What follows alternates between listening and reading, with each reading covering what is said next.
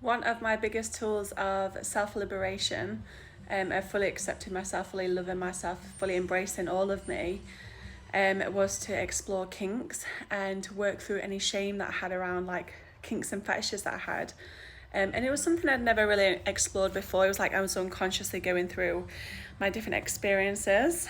But then the more I allowed myself to be honest with myself and created a safe space for me to explore what my kinks and fetishes may be out of curiosity, and like of being like, if I fully accepted myself in this moment of whatever come up, what would I allow myself to explore sexually? Like what desires might I want to explore with? And then I'd start off by like exploring the thought of them, can I imagine this happening? How do I feel? Why am I responding that way? What other feelings are present? So diving into it this way, and then like exploring them, and just like mentally exploring them so that I don't have to act on them physically. I can just explore them and see what comes up for me. And this like opens a portal for a whole new level of self-liberation, of self-acceptance, of unconditional love. Because we are human, we are literally animals. Many of us have like weird dark fetishes, and they're only shadow when they're not integrated and brought into the light, when they're not accepted and embraced. They're only shadow when they're not communicated properly and they're just acted out. I had like many like traumatic experiences when I was younger, and I do this because to me they were traumatic, but now with what I know now, I know that it was a lack of communication. It was that these guys had kinks, had fetishes that they were playing out that I just didn't know that. So I felt like I was a victim to their like sadistic things that they'd say, or like how they treat me, and I take it personally. I'm like, why are they treating me this way?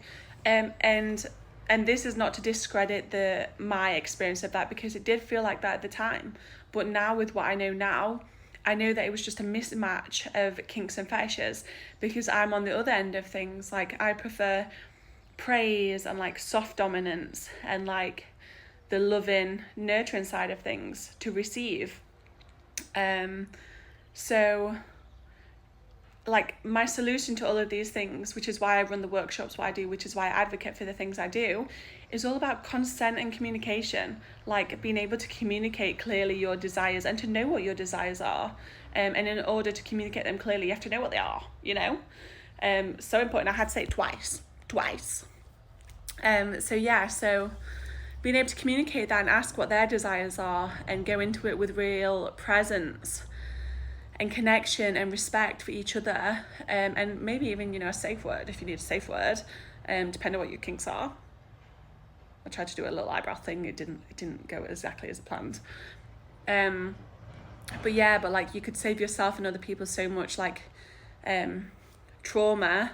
I do this again because trauma can be big or small. It can be, but these are little moments that can really shape your perception of yourself and how you experience yourself in the world. And like it can change how you relate to sexuality and intimacy and connection with people. So like it is really important. But I don't want to be dropping big heavy words like trauma if it's not always super traumatic, but that's basically the foundational word of what can happen when there's not communication, when there's not consent. And like, so understanding this person before you engage with them, like what level are they and what do they like as well? Like what are their limits? So that that you don't want to be asking for consent. Okay, can I do this? Okay, can I do this? Asking for consent can also be like fun and turn on and like enjoyable experience too. Like, would you like if I did this right now? Because for me as well, I love talking during intimacy. So like if a guy asks like, oh, can I do this? I'm like, oh.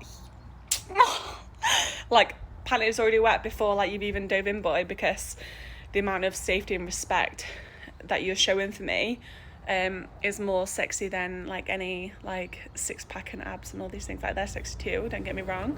But like, consent and respect for the woman outweighs anything, and like devotion to the feminine. Like I swear, like women give everything back tenfold. So if you worship the woman first and respect her and she feels heard and safe and listened to and valued and met, then you're gonna get that 100 times over, like tenfold, 100-fold, 1,000-fold, because women are such givers and so generous when their needs are fully met. You know, they're that overflowing with sensual energy and eros that you're just going to be like annihilated in all the ways you want to be because you honoured her.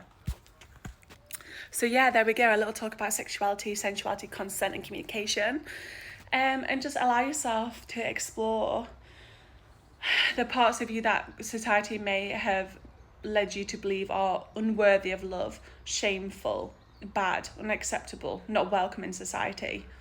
Because we all have kinks, and when we bring them into the light, they no longer control us, and yeah, they're whole and part of us, and they're integrated, which is a gift to yourself and to others, because somebody will match those kinks one day, you know, and you'll have good fun in more ways than you can ever imagine, that let you know that all of you is loved and welcome and accepted, not just your good parts, you know, all of you is welcome.